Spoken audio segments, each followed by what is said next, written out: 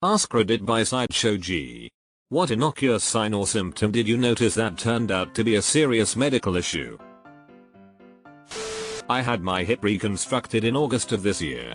I was told around the 8-week mark I was going to be feeling so good I would need to rein myself in and take it easy so I didn't go too hard and re-injure myself. At 4 weeks I get to come off the crutches and start weight bearing as tolerated. Everything's great for the first week, but I'm noticing my hip is starting to hurt again. Both I and my surgeon brushed this off at first. I've had this hip worked on previously and it's not unusual for it to take longer to heal. But it's weird. That last surgery removed all the innervated tissue in my joint and I shouldn't be feeling pain there. Well, I wasn't.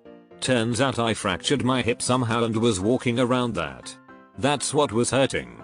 Had we not caught it when we didn't put me back on crutches I would have snapped my femur head right off. I'll be off to surgery again in just a few hours to hopefully get it fixed. I'd say break a leg, but, you know. I had a weird rash and an unexplained bruise that turned out to be leukemia. My roommate who bullied me into seeing a doctor probably saved my life. Similar experience. I had terrible rashes that persisted almost a year before I convinced my DRS to investigate beyond skin conditions. I had thyroid cancer. Rashes disappeared immediately after surgery treatment. Hope you're recovering well, friend. My granddad had an issue with wetting the bed at night frequently. He tried to hide it but we found out. Good thing we did because it ended up being prostate cancer. We were able to get proper treatment before it got worse. My grandmother found a lump in her breast and ignored it because she didn't want to be a bother and they had just booked a vacation. You can imagine how that worked out. My grandfather died of COVID in December 2020. Grandmother had it too but recovered. My aunt and mom were talking about what great shape she's always been in. She even still gets her period a few times a year. No way, she's in her late 80s. What does her doctor say about that? Everyone rolls their eyes at me, but they make her tell her doctor. It's 2 different types of uterine cancer. One hysterectomy later and she's doing much better. Oh my god, how could they have not known that wasn't right? Lucky you said something. Killer headache and fever for a few days. Ended up it was spinal cord disease and I became paralyzed from it. This was 4 years ago. Still paralyzed, but doing okay for myself. Username checks out. My cousin was very tired one day. That's it, not nauseous or anything else. They thought it was the flu as she has no other conditions and is very young and healthy. Turns out she had randomly become septic from a minor infection she never noticed. She could have died as bacteria got into her bloodstream and her body started shutting down. My mom got sepsis from a UT she brushed off that turned into a kidney infection and it was terrifying. They told us if we hadn't brought her to the hospital when we did, she would have passed away. Sepsis is truly no joke. Waking up to pee, then drinking 12-16 ounces of water right after. Diabetes. This happened to my ex. He was 42 and it's type 1 as well. We weren't on great terms but still living together and he said one day I'm so thirsty all the time and peeing lots and I just said that's diabetes mate. He rolled his eyes and told me to fuck off, but yep. We're on good terms now, we're apart. I was experiencing extreme numbness in my face, hands and feet. My family noticed when I was rubbing my face like someone experiencing withdrawal from cocaine.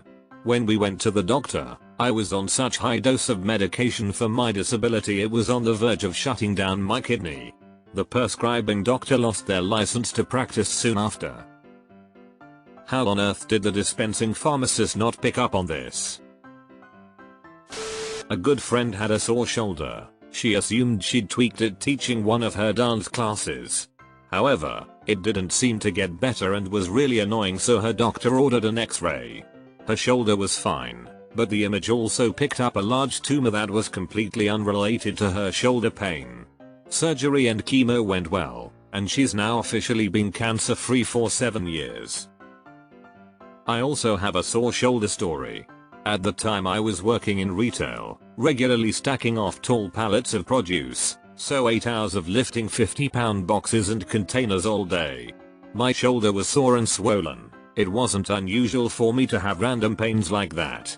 A few days later, my shoulder was tender to the touch and red and hot. I went to the urgent care. The doctor made a small incision with a scalpel, and almost nothing but pus came out. Turns out, I'd had an infection enter my body from somewhere, like a small cut, and the infection had thrived in the scar tissue of a shoulder surgery I'd had almost 15 years prior. I had osteomyelitis and had to have my collarbone ground down to get rid of the infection. Packing the post-surgery wound was not fun. I started losing my appetite. I just would get full off literally a bite of food. I thought this was great. I'm losing weight without even trying. Everyone thinks I'm hot. Maybe because now I'm an adult I'm not hungry all the time? But then it turned into me having to puke every morning if I didn't get enough sleep. Then it started happening if I was nervous or in a rush. Then every time I ate it would come right back up or I'd get really bad abdominal cramps. Then I just had the cramps 24/7. 10 pounds lost turned to 20, into 40, into 80. I was 77 pounds and very weak. Turned out to be Crohn's disease. My sister went through the same thing around that age. Her doctor was not concerned about all the weight she lost and how sick she was. He offered to run some tests and scheduled a follow-up appointment. He didn't even look at the results until her next appointment where she almost passed out in the waiting room. He suddenly called an ambulance and had her rushed to the hospital when he finally looked at the results. She had lost so much blood that she needed multiple blood transfusions and was eventually diagnosed with Crohn's disease. During COVID I got it. I was home after a few days and I got a cough. Would not stop. I took a bunch cough syrup, NyQuil, Dayquil etc. kept coughing so much. This went on for a day or so. I was on the couch so I wouldn't wake up my husband with my coughing and my dog wouldn't leave me alone. He wasn't usually a lap dog but he kept poking me with his nose. Finally coughed myself awake and went into the bathroom. I had cyanosis, my lips looked like used to blow lipstick. Cue me, oh shit. I woke my husband up and told him I need help, then I collapsed. Woke up 3 days later after being rushed to the hospital and coding on the way. That's terrifying. COVID is no joke. I'm glad you were able to wake your husband before collapsing. Not me, but my mom. Unexplained severe upper back and neck pain. It was the beginning of the stroke that killed her earlier this year. Is this something that progressed quickly or over an extended period of time? I always assumed strokes were a split-second kind of thing. My wife, inability to process fats in the diet. It went from uratin age to pancreatic cancer. Pancreas tumor was constricting her bile and hepatic ducts. The eventual jaundice was the most obvious piece of evidence, however. Was she treated for it successfully? Pancreas is a sensitive and painful little bastards. Daughter was fatigued. Back pain. Started swelling everywhere. Chronic kidney failure. Diagnosed when they were at 3%. Super rare autoimmune disease triggered, somehow DART. Kidney biopsy. Blood transfusions. Total plasma exchange. Then the start of dialysis and super expensive drugs. 5 weeks later dialysis able to be stopped when kidneys reached 17% function. 4 years and 3 mths later. Only this week, she had her last dose of meds. Kidneys currently at 81% function and hoping the 26% chance of relapse doesn't happen. That's exactly what happened to me. Although they can't figure out what caused the failure, it's autoimmune. They've done all sorts of testing and cannot figure out exactly what it is. I've been dealing with it for 6 years now. Glad it worked out for your daughter. Had a really bad headache and vomiting for a couple of days. Got in to see my doctor. She wanted me to have a CAT scan. Turned out I had a brain hemorrhage. Luckily in the one area that did zero long-lasting damage. Ex of mine had soreness in his leg. He thought it was muscle tension or something, but nothing helped it. Finally ended up in the hospital because the pain escalated. It was a massive blood clot. Turned out he had terrible circulation because a major vein, the lower vena cava, was just missing. He was put on serious blood thinners and, presumably, remains on them to this day. I had the same. At 17 I was running and felt a pain in the top of my leg. That night I couldn't walk. Took my trousers off to realize my leg had doubled in size and blew from top to bottom. Rushed to hospital where they thought I needed it amputated. Luckily they managed to save it, and I've been on blood thinners ever since. Turns out my blood is too thick and I'm lucky to be alive. I felt more stupid and turns out I had a benign brain tumor taking over 2/3 of the space inside my skull. Had surgery and I'm less stupid now. I hope you're healed from it now. Does that mean you have a large empty spot now? Or was your brain just really compressed by the tumor, going back to normal after its removal? Excessive weight gain during my last pregnancy, with excessive tiredness. They tried to blame it on my age, but I nagged. My thyroid had shut down and had some strange things growing on it. Once I started the thyroid meds the growth went away. The thyroid is a crazy organ. Mine shut down as well and I thought I was losing my mind. Medication saved my sanity. Through the day and through a few of my classes, I started to feeling a tingling sensation on my arm. I ignored it throughout the day and my arm slowly started going numb. Then the tingling moved to my leg and then I lost total feeling and control of the whole right side of my body. Turns out my body was mimicking a stroke from such a severe stress response that I totally ignored, which led me to being hospitalized for 4 days. I was only 21 at the time and I still deal with the effects over a decade later. This happened to a friend of mine too. She was 20 at the time and it was so severe that doctors told her she probably wouldn't walk again. Now 6 years later she can walk, does fitness and other sports all the time. She still can't move all her fingers and parts of her left arm and leg though. It was a severe wake-up call for her and she turned her whole life around to care for her mental health. And she said that her left side is a pretty good constant reminder to regulate stress better. Persistent backache turned out to be hypothyroidism. Inability to ride a bike up a hill despite my higher than average level of fitness diagnosed as pernicious anemia. I'm too scared to ignore anything anymore. How did backache associate with hypothyroidism? I had light bleeding early on in pregnancy, no pain. Doctor told it was a miscarriage. A week later I was still bleeding but it was getting heavier, not period heavy, just more than before. Still no pain. A friend I happened to have recently seen a family member go through an ectopic pregnancy and suggested I go to emergency, which I did.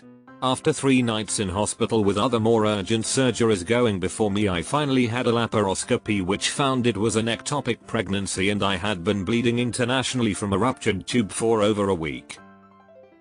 The surgeon said my organs had actually started shutting down and if was left another 4 hours it would have been too late. I recovered and now have a healthy 5-year-old.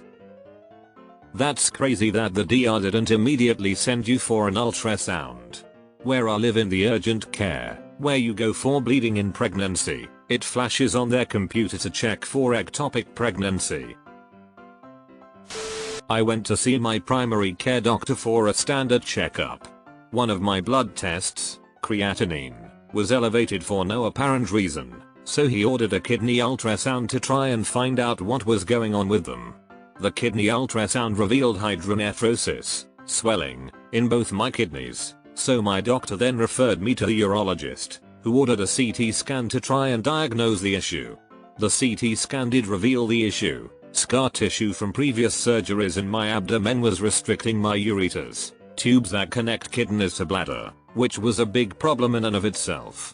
But it also revealed that I had kidney cancer, which I had absolutely no signs or symptoms for yet, just found it entirely by happenstance.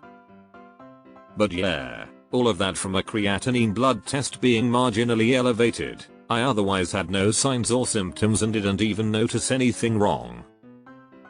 That's so lucky.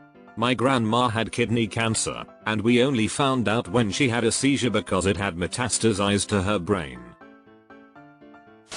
At my sister's wedding my father left early with my mum, without telling anyone why. Turns out he spotted some blood in his urine, and had been feeling under the weather for a few weeks. He saw his GP 2 days later, and a week after that was in hospital for tests. Turned out he had late-stage prostate cancer which had already spread to his bones, liver and brain. He died 10 weeks later. I'm so sorry. Random sharp lower abdominal pain on one side when going to sit on the toilet. Slowly got worse over months. Bam, ovary ready to burst and bleed me out. I had been teaching swim lesson with kids pushing off my stomach same day. Doc told my mom I was lucky, if it had burst I wouldn't have gotten to hospital in time. Lifelong weird symptoms, really flexible joints, poor heat cold tolerance, headaches, back pain, pale, tall, thin, abnormal sternum, flat feet, asthma, difficulty writing due to hand pain, etc. Diagnosed at age 35 with a rare and incurable condition called Loeys-Dietz syndrome. People who aren't monitored closely can die from ruptured aneurysms. The diagnosis saved my life and validated years of mysterious pains and problems.